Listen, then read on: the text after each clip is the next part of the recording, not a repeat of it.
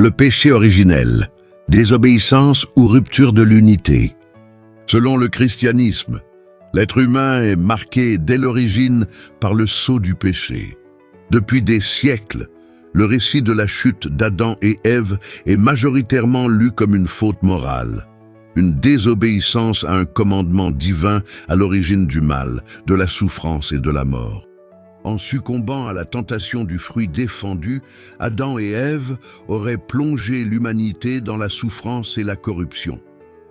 Cette compréhension est devenue classique, mais au-delà de cette interprétation morale, une question demeure. Que nous enseigne réellement cet épisode biblique sur notre condition humaine? Cette lecture s'appuie notamment sur la parole adressée à Adam. Tu mangeras du pain à la sueur de ton visage jusqu'à ce que tu retournes dans la terre. Genèse 3, 19.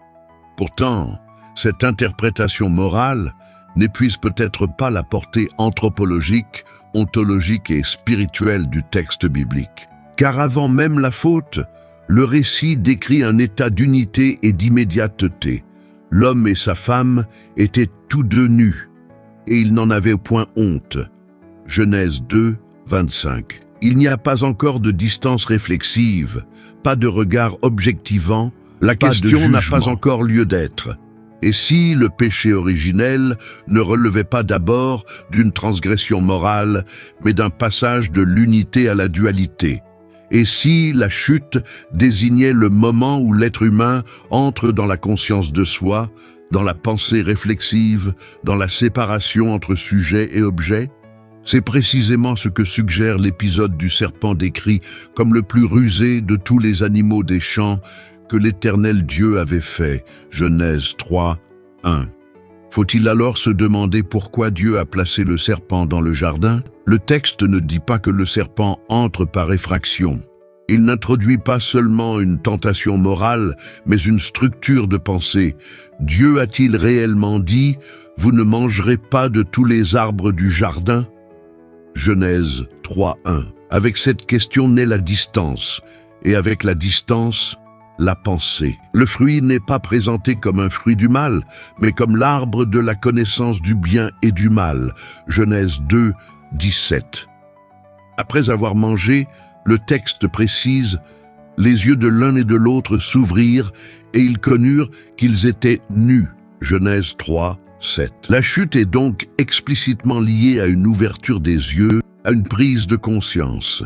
Ce n'est pas seulement une perte, c'est aussi un changement de régime de l'être. Dès lors, faut-il comprendre la chute comme une déchéance absolue ou comme un gain paradoxal, celui de l'intelligence, du discernement et de la responsabilité? Dieu lui-même semble reconnaître cette transformation lorsqu'il déclare « Voici, l'homme est devenu comme l'un de nous, pour la connaissance du bien et du mal. » Genèse 3, 22. Cette parole divine est décisive. Elle confirme que la promesse du serpent « Vous serez comme des dieux » Genèse 3, 5 n'était pas entièrement fausse, même si elle était dangereuse. La question n'est donc pas seulement morale, mais ontologique. Qu'advient-il à l'être humain lorsqu'il entre dans la connaissance? Cette relecture conduit également à interroger le statut du monde matériel. La matière est-elle une conséquence de la chute ou faisait-elle déjà partie de la création bonne? Puisque Dieu déclare à plusieurs reprises « Dieu vit que cela était bon » Genèse 1, 10, 12, 18, 25, 31. Et si le monde matériel n'était pas une punition, mais le lieu même où la conscience divisée peut subsister sans être anéantie par la rupture. C'est éclaire aussi l'incarnation, où la parole a été faite chair.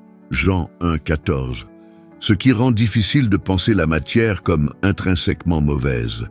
Enfin, le salut chrétien ne semble pas abolir la conscience ni la pensée, mais les traverser et les transformer. Vous connaîtrez la vérité, et la vérité vous affranchira. Jean 8, 32. Et encore, soyez transformés par le renouvellement de l'intelligence. Romains 12, 2.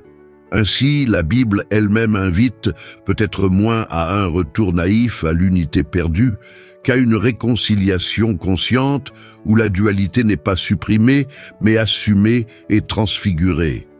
Les questions qui suivent ne cherchent ni à nier la foi chrétienne, ni à relativiser l'Écriture. Elles prennent le texte biblique au sérieux, jusque dans ce qu'il a de plus dérangeant. Et si le véritable péché originel n'était pas la désobéissance morale, mais l'entrée de l'homme dans la pensée réflexive et la conscience de soi? La chute d'Adam et Ève doit-elle être comprise comme une tragédie spirituelle absolue ou comme une nécessité ontologique pour que l'humanité accède à la conscience? Dieu a-t-il réellement voulu empêcher l'homme de connaître, ou a-t-il posé une limite provisoire à une connaissance encore prématurée? Le serpent est-il uniquement la figure du mal ou le symbole du mental, de la division et de l'éveil de la pensée humaine? Il n'y avait pas encore de discernement moral, ni de conscience claire de la faute. La dualité, séparation du sujet et de l'objet, est-elle une déchéance spirituelle ou le prix nécessaire à payer pour l'intelligence, la liberté et la responsabilité? L'unité originelle de l'Éden est-elle un idéal perdu à restaurer, nécessairement quitté pour devenir pleinement humain? Ou une innocence qu'il fallait, la pensée en tant que division sujet-objet, est-elle incompatible avec l'être? Ou en est-elle une modalité tardive, réflexive et consciente? Le salut chrétien consiste-t-il à abolir la dualité et la pensée, ou à les traverser consciemment pour retrouver l'unité? Si être comme des dieux ne signifiait pas dominer, mais porter le poids de la conscience de la séparation, du langage et de la responsabilité? Être comme des dieux, l'image de Dieu inclut-elle la conscience de soi et la parole? La promesse du serpent est-elle totalement fausse ou partiellement révélatrice? Le Christ révèle-t-il un Dieu tout-puissant ou un Dieu conscient de la souffrance? Être comme Dieu, est-ce dominer ou assumer la responsabilité de l'être?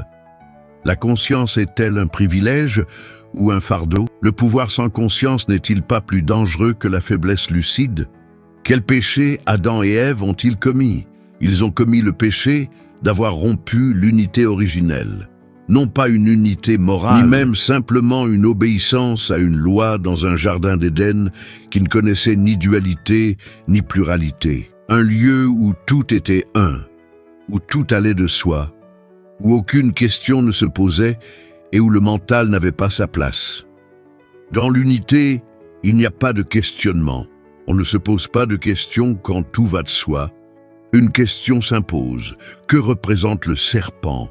Peut-on dire que le serpent représente le mental, la division, la séparation, la représentation? N'a-t-il pas été placé dans le jardin pour qu'Adam et Ève fassent l'expérience de la division, pour qu'ils connaissent la distance entre le sujet et l'objet et qu'ils sortent de l'immédiateté de l'unité? Le serpent n'introduit pas simplement une tentation morale. Il introduit une structure de pensée, la naissance de la pensée comme perte de l'unité. On ne se pose pas de questions dans l'unité. On commence à s'interroger à partir du moment où il y a séparation. Là où il n'y a pas d'objet à penser, il n'y a pas de question. Et là où il n'y a pas de pensée, la pensée commence avec la dualité, le moi qui pense et la chose pensée. En ce sens, la dualité est une perte, car elle est par définition la perte de l'unité. Le langage comme signe de la fracture intérieure. Lorsque nous éprouvons le besoin de formuler quelque chose, de le matérialiser par des mots, cela signifie que nous ne sommes plus dans l'évidence. Et faire sortir de nous, c'est déjà opérer une fragmentation intérieure. Et faire sortir de nous, c'est déjà opérer une fragmentation intérieure. Le besoin de dire est le signe que l'unité est déjà rompue. La dualité, perte, mais aussi gain. La dualité est une perte, mais elle est aussi un gain.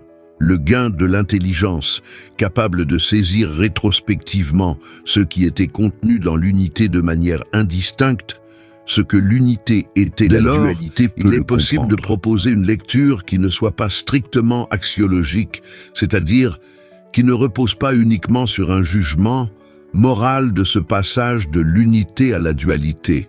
L'unité comme immanence, la dualité comme compréhension.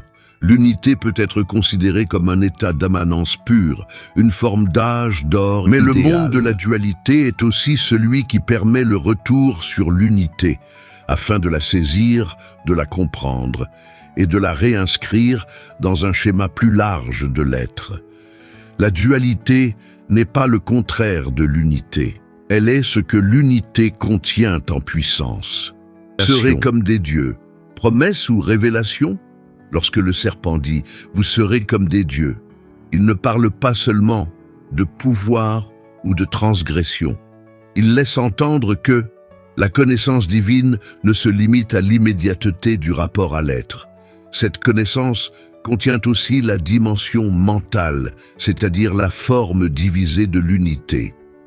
Être comme des dieux, ce serait alors non pas demeurer dans l'évidence immédiate, mais porter la conscience de la séparation, la pensée, le langage et la distance réflexive à l'être. Le monde de la matière est-il la conséquence de la chute d'Adam et Ève? Et si tel est le cas, comment comprendre que l'humanité elle-même n'ait pas été entièrement absorbée par cette chute? La mise en question du monde de la matière et de la connaissance ne peut être pleinement développée dans le cadre de cette première. Elle ouvre un champ théologique, philosophique et biblique à part entière qui mérite un traitement spécifique. Si le passage de l'unité à la dualité a introduit la pensée, la conscience et la séparation, alors se pose une question décisive. Le monde matériel est-il le simple produit d'une chute ou le lieu nécessaire où la conscience peut se déployer, se confronter et s'accomplir? La valeur corps, le sens de l'incarnation, la connaissance comme salut ou comme risque, la tension entre esprit et monde, et la possibilité même d'une réconciliation entre l'être et le savoir. Cette réflexion engage des enjeux majeurs: la création, la connaissance, la liberté, le mal, le salut et l'histoire humaine. Elle ne relève pas d'un simple approfondissement, c'est-à-dire d'une pensée qui ne se contente plus de contempler les textes, mais qui ose en tirer les conséquences existentielles, sociales et spirituelles. C'est pourquoi cette interrogation fera l'objet d'un autre épisode, consacré spécifiquement à la matière, à la connaissance et à leur place dans le dessein créateur. Non pas pour opposer l'esprit au monde, mais pour comprendre comment le monde devient le lieu même où l'esprit apprend à se connaître. Vision en action.